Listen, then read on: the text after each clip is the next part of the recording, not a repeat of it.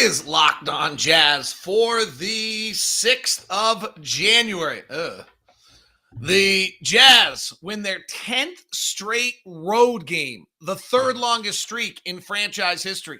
We see different scoring in a different manner from Bojan Bogdanovic, small ball returns, maybe forced to return, and Doka Azubuike contributes. It's all coming up on today's edition of Locked On Jazz. Pow.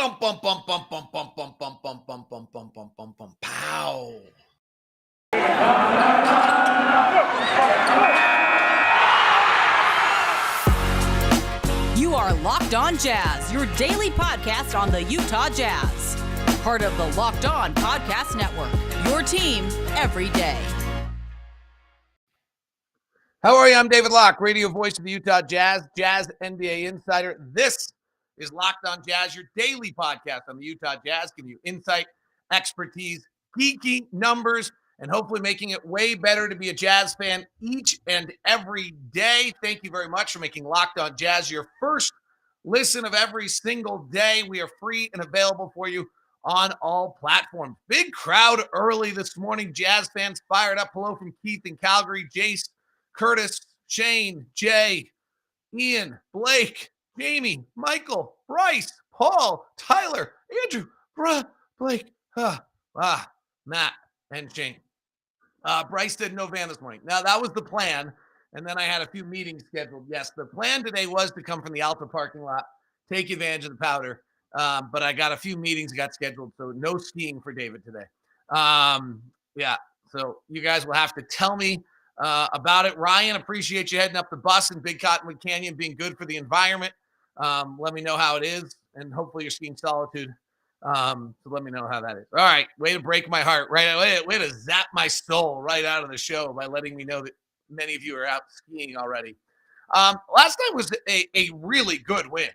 To be without, they're without Jamal Murray and without Michael Porter Jr. and without PJ Dozier, and they've actually had to live that way all year. And so the fact that Denver's 500 is an incredible tribute to the total genius of Nikola Jokic, which is immense. And the Jazz from there really, I thought, so understanding that without Rudy and without Whiteside, we just had to play a completely different way than we've ever played before, both on the offense and the defensive side. So to get that win on the road, really an impressive, good win by the Jazz. It's just another reminder that as much as we nitpick this team to death, they're one of the 5-6 teams that has a chance to win the title. That's what that win was last night. That's a team that has enough depth and enough array of talent, enough different ways to do things that they can win a title. Now, earlier this week, someone criticized me for a very daunting show. Sure, right? Absolutely. That our defense against the best teams has been really bad. Okay, well, that's going to, we're talking about trying to achieve the most grandiose goal of all that 29 teams don't do every year, that most teams do because they have one of the 4 greatest players in the league. And the Jazz are trying to find out how to win it with depth and collectiveness and versatility in a bunch of different ways, and it's really hard. But last night was an important win in the way in which they won that game, in the way that they approached it, in the way that they got it done. The first thing to me that jumps out the most is we've talked a lot about how much sacrifice each of our players actually has to have on a given night. And usually I just talk about with simply shot attempts. But it's actually because of how good we are and how many guys we have and what we can do well, the array of skills that we actually don't get to see.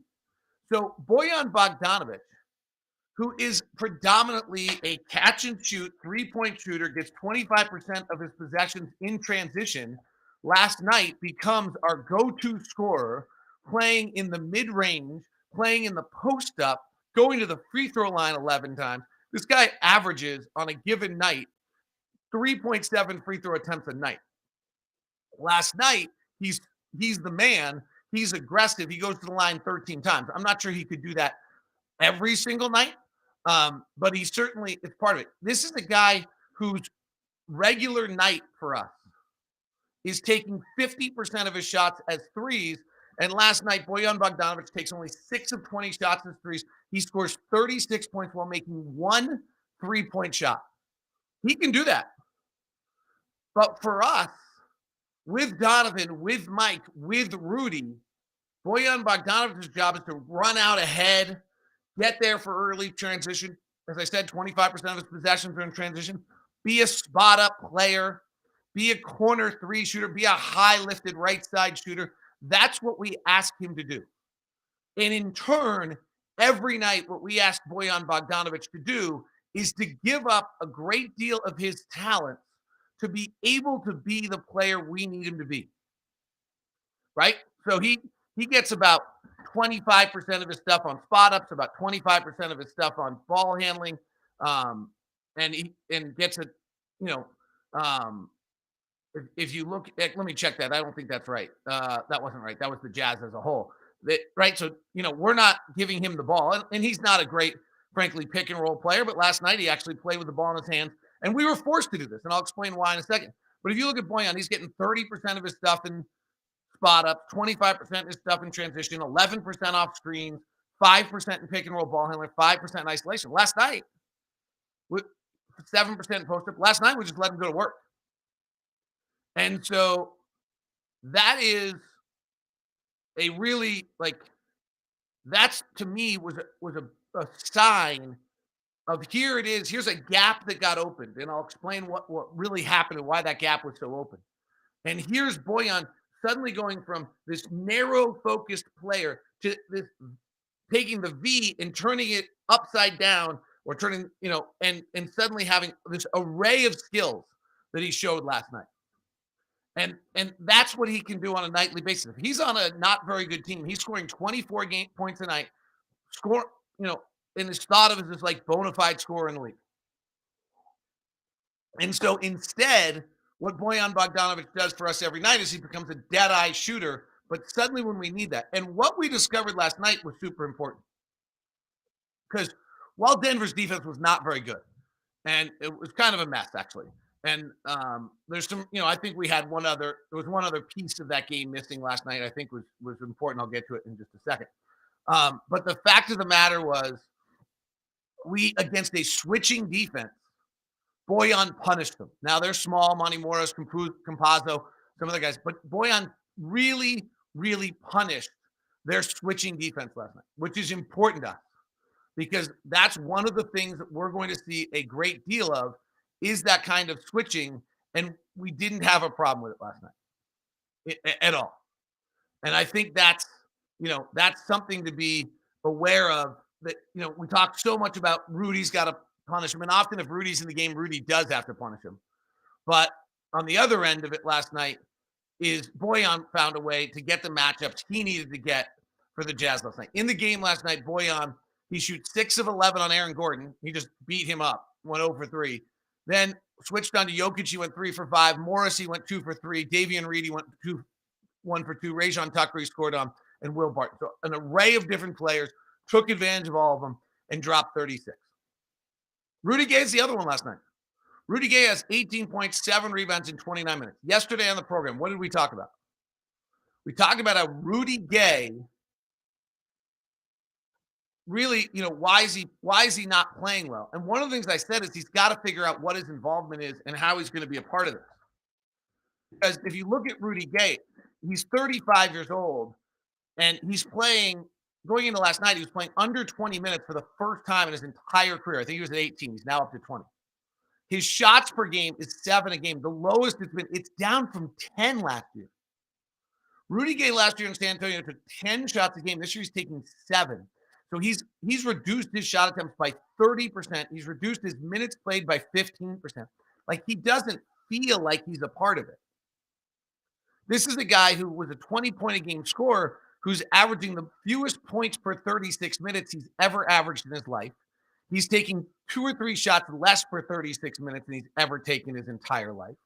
He's just far less involved on this team than he's been, and he's trying to figure out, well, last night tonight, where suddenly he came into the arena and needed to be more involved, and he was really good. I go back to a Jeff Hornacek story.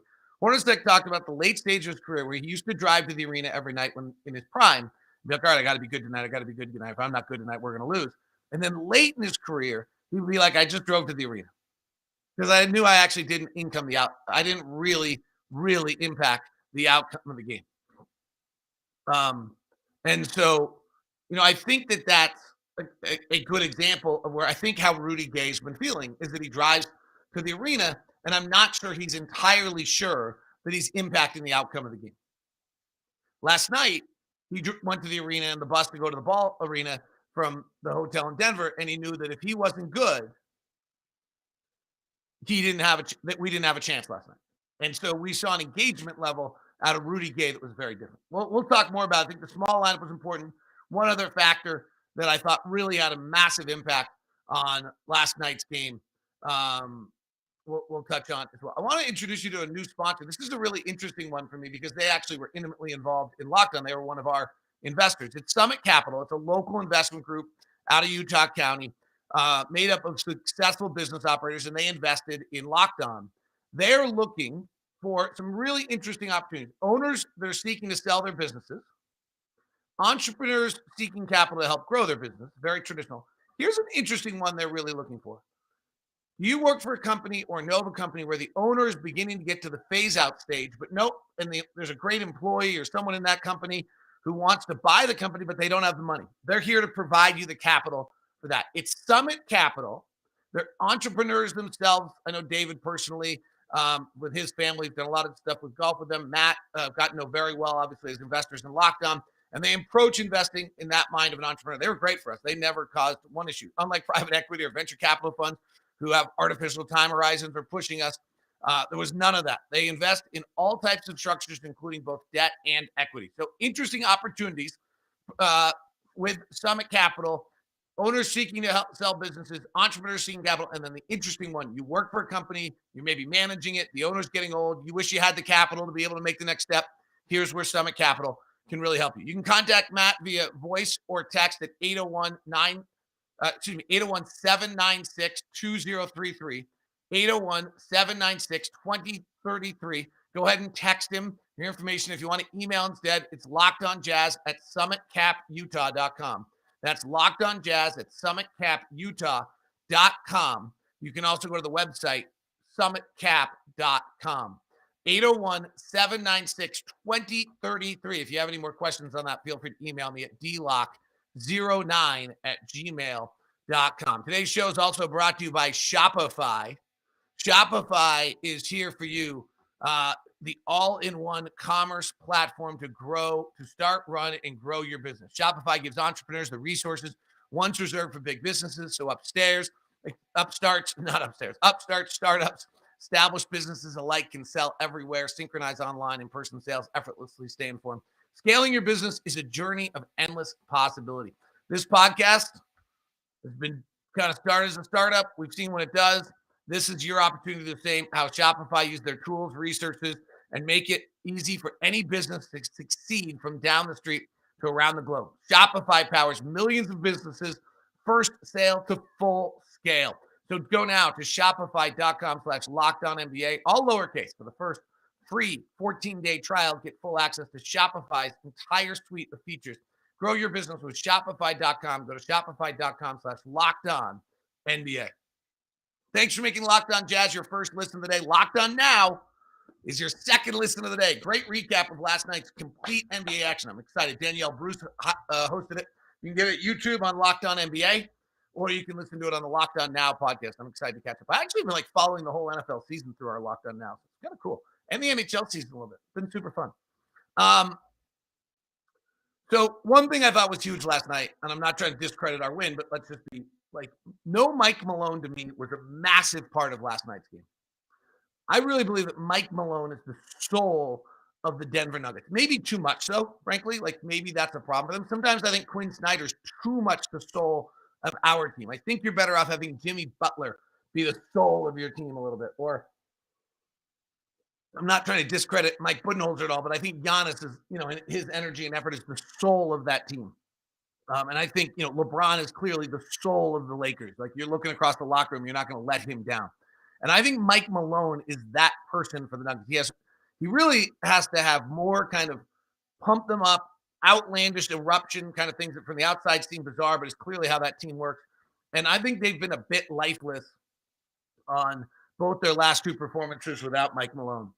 The other one I want to tip my hat to Adam Modest and Matt Moore of Locked On Nuggets, because honestly, I listened to their show yesterday, listened to 3 episodes. I used a ton of it in the broadcast last night. It's just great work. So I want to tip the hat. One thing that's super interesting about the Nuggets is that they're one of the best first half teams in the league, and they're one of the worst second half teams. In fact, they're the worst fourth quarter team, one of the worst second half team in the entire league. And I think that when you look at that, this was Adam's thought, is that because of the injuries to Jamal Murray and the injury to Michael Porter Jr., that they have so few ways to attack you that as the game goes on, teams figure it out. And the guard line of Morris is a nice shooter, and he caused us problems last night. We defended him terribly. And Campazzo and some of these other guys just don't have that many ways to be able to go get you. And I think that what happens to Denver as the night goes on is they just don't have enough different ways to attack you. You look at the Jazz, last night's the exact opposite of that. So here's what happened last night that allowed Rudy Gay and Bojan Bogdanovic to have the night. We run 90 picks a night. Why? Because Donovan Mitchell and Rudy Gobert, the number one pick and roll combination in the NBA, and Mike Conley and Rudy Gobert are like the number 3 pick and roll combination in the league. Donovan's the number 2 pick and roll guard in the entire league. And Mike Conley's the number 5 pick and roll guard in the entire league. So we run pick and roll, pick and roll, pick and roll, pick and roll, and more pick and roll every single night. That's what we do. Last night, without a center, we probably had 2 plays all night that stemmed anything off of like true pick and roll. I'm sure the numbers will look a little differently. There were a few flare outs and Rudy Gay pop, but Doka got a dunk, and there was one other play where they ran something off of pick and roll. I think they went under Mike, and he hit a 3. Otherwise, we could not play our regular game last night. And so Donovan and Mike, who live off that pick and roll, and that's how they take their advantage. And I know Donovan loves to play in space and do a bunch of things. Frankly, he's the second best pick and roll guard in the league for a reason right now. He's great at it.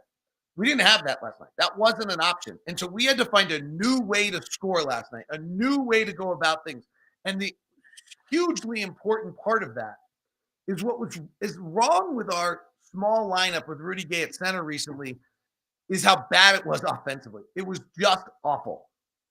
I think it was in the either 1, 2, or 3rd percentile. And that's not like 1, 2, or 3 in your class. That's that 97 or 99% of the people doing it are better than you. And so those teams, when you look at those kind of when you look at what we were doing, we couldn't score offensively with that lineup. Part of the reason is, and Andy Larson does a nice job of putting a bunch of clips up on YouTube, when you're playing 5 out, there's no space. It's great to say there's space at the rim, and that's what Donovan likes so much about 5 out is that he can go do his wiggle and things and get – but he actually can't, because when there's 5 out, every time Donovan goes to work, someone comes in off somebody because there's just not enough room around the perimeter. Whereas if you're playing pick and roll at the top, 2 guys are in the corner, you're coming pick and roll, 1 guy's lifted, there's a whole open area, and then you roll to the basket and you take the guy with you. You actually have more space.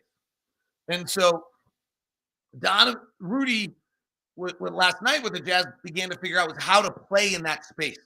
And that's where Royce O'Neale hit that beautiful baseline cut. And Royce O'Neale had a nice little cut in the middle of the lane where then he distributed out of the middle of the floor. And Ron Boone was harping on this the entire broadcast. You've got to have cutters. You've got to have some sort of force going toward the rim, even if you're playing 5 out.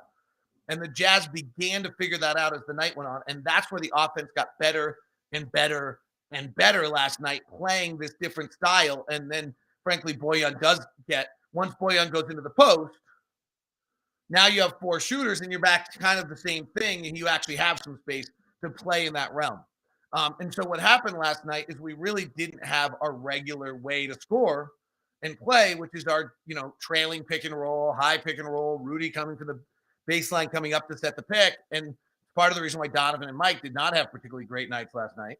But it's why, and you can see it kind of in how the night went. If we go quarter by quarter, our first quarter, we had a 116 offensive rating, a 109 defensive rating. Pretty good, all pretty good. And frankly, we had no idea how to play with a Doka on the floor. That's for the night, 116 and a 109. And we had no idea how to play with Doka on the floor. He and Donovan had no chemistry. Our offensive rating with Doka on the floor was a 77. But our defensive rating was 100, so give him credit. He kind of did what he was supposed to do.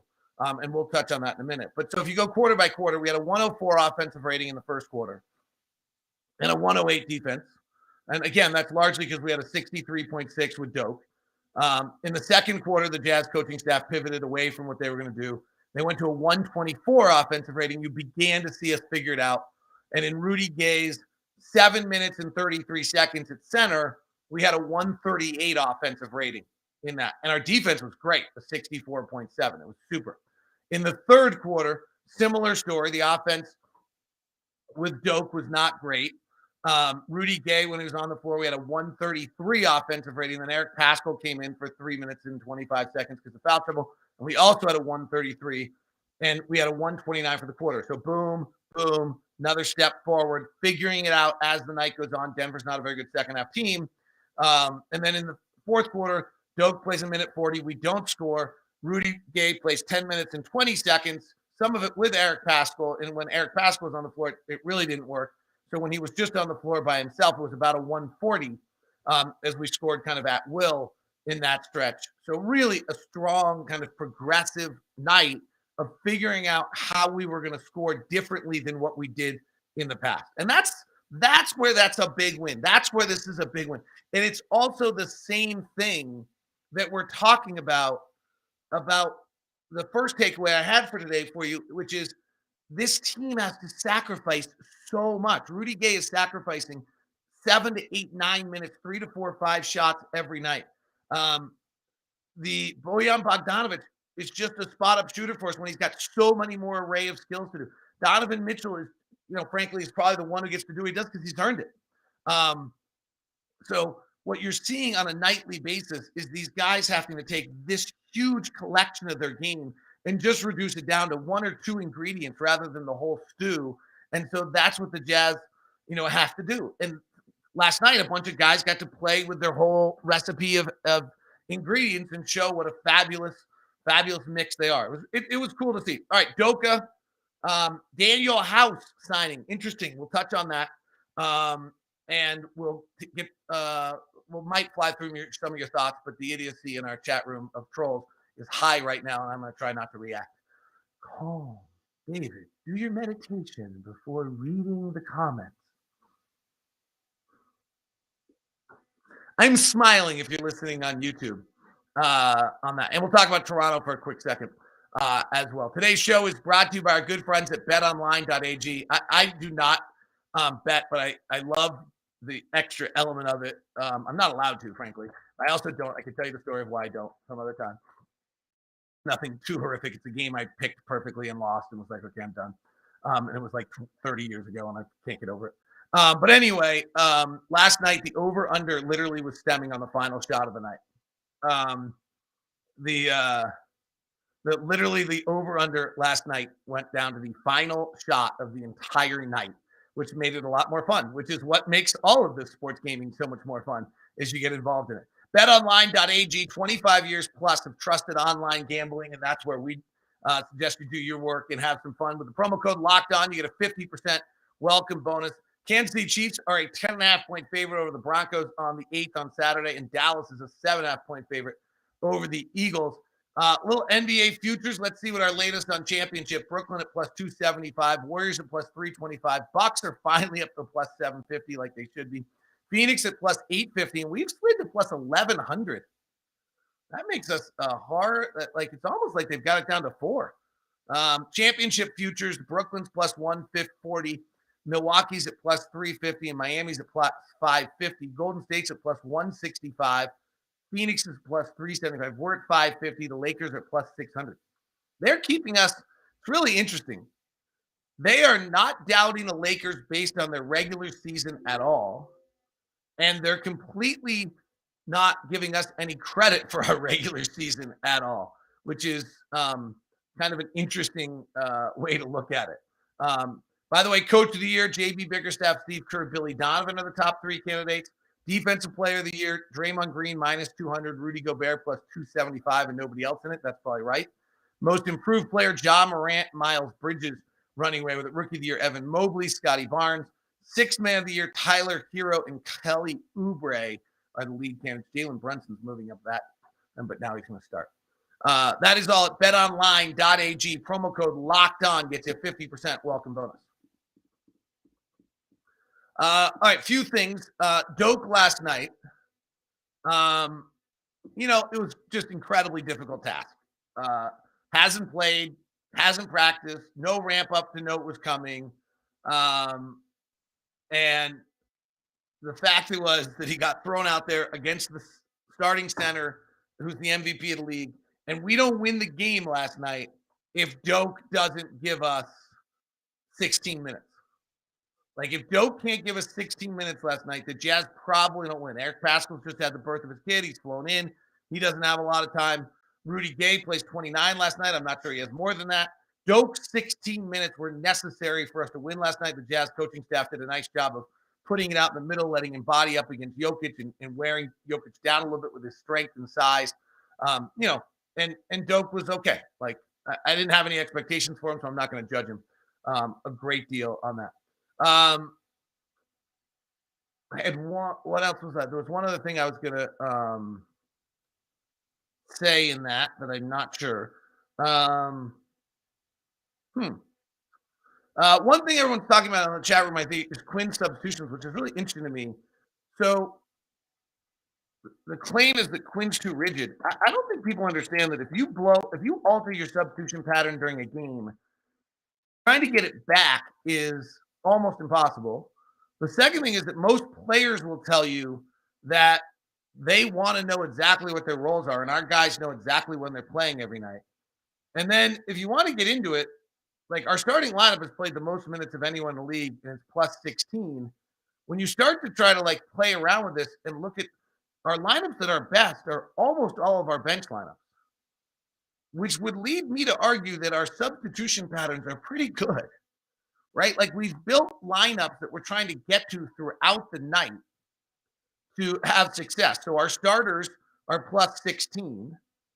Our Mike Conley, Jordan Clarkson, Joe Ingles, Rudy Gay, Rudy Gobert lineup, which bridges the first to second quarter, which is really our second lineup, and bridges the third to fourth, is plus 18.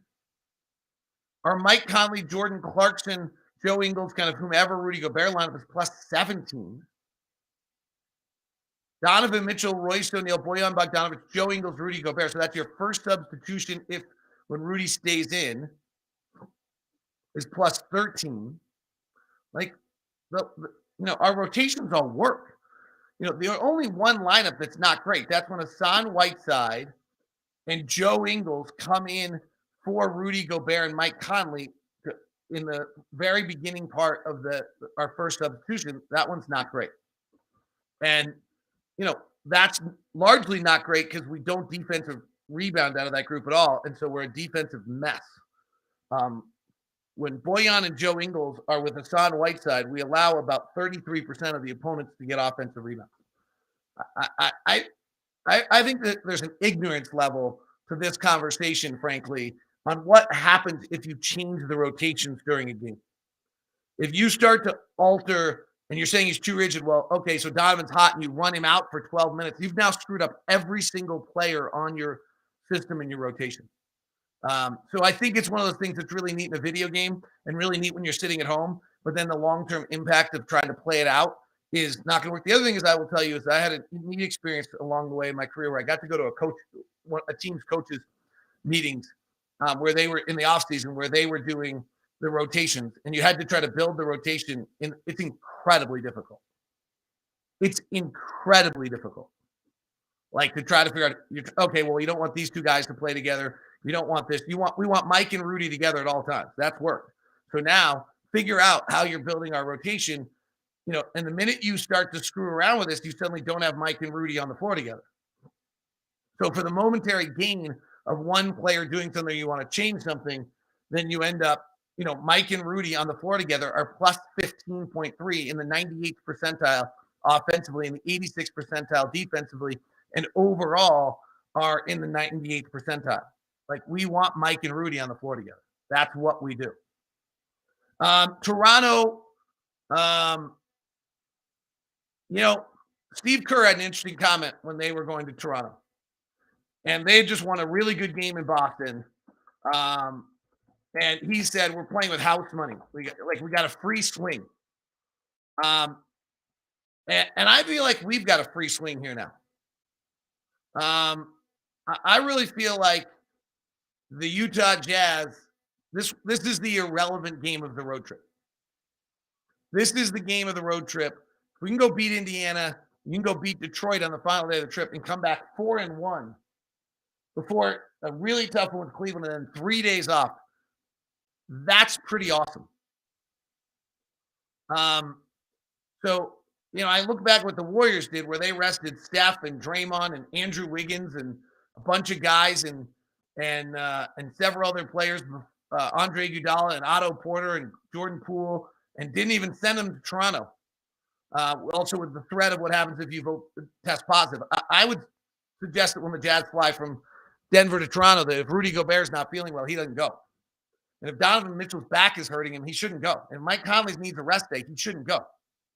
Like if there's a chance you're not going to play, there's absolutely no reason to risk going to Toronto right now. So I don't know what they're going to do. The other one, thank you, Hayden reminded me, was Danuel House. I do like Danuel House. I feel as though the Jazz signed Danuel House they signed him for a 10-day hardship. I would suspect that this is more than a 10-day hardship. He's actually right up the model of what we need. He's 6'6", 220. So he was really, really good. And then in the bubble, he had a bad experience and he ended up getting sent home from the bubble. And he just hasn't been the same since, frankly. He then came back and in 2021, 22 wasn't as good. He started 52 games the bubble year.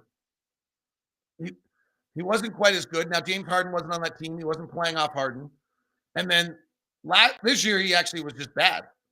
I talked to somebody who literally said, he forgot how to play basketball. But if you look back, he's young. So if you look back, he's in his career kind of bounced around Washington, and he finds his niche in Houston playing with Harden. And that niche was to take about 60% of your shots as threes, defend the wing, cover up for James being a bad defender, and be available to shoot threes and be able to be switchable and strong enough defensively to guard all switchable positions. That's a pretty good match for us. So he signs a 10-day contract, and my guess is that really has a real chance to be more. And frankly, it's a big upgrade on Mia Oni. If this is actually just kind of a swap for Mia Oni, Danuel House is a better player than Mia Oni. He's a 36% career three-point shooter. He's 6'6", 220. He's started 92 games in the NBA. He's had bigger moments and been around bigger things and had to adjust to. I like Mia Oni personally as a great deal, but I'm just being honest. This guy's played 16 playoff games. He's played 500 playoff minutes. He shot 37% in the Western Conference playoff series against Oklahoma City in 2020 and in the bubble. And then I think had to exit the bubble after that series against the Lakers. He did not play well in the playoffs against us in 2019 when they won that series. And he didn't play very well against the Warriors. So there is a level that maybe his skill level when he hits the playoffs against the elite levels gets hit a little bit. But as a piece of our rotation and option, it seems like a pretty good one. All right. Thank you very much for tuning in. Thanks for your questions. Thanks for the good conversation in the chat. Appreciate you all. We will be back with you tomorrow. Early show tomorrow. Have a good one. Talk to you soon. Now go listen to Locked On Now.